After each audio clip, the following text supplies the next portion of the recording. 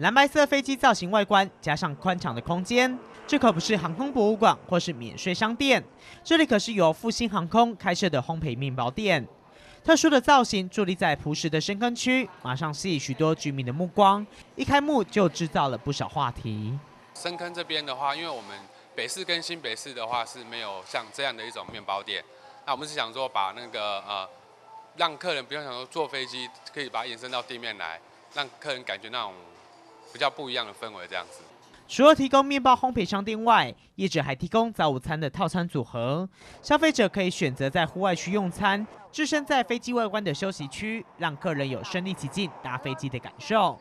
而新奇的室内设计也带动店内的销量，人气面包经常一出炉就被抢个精光。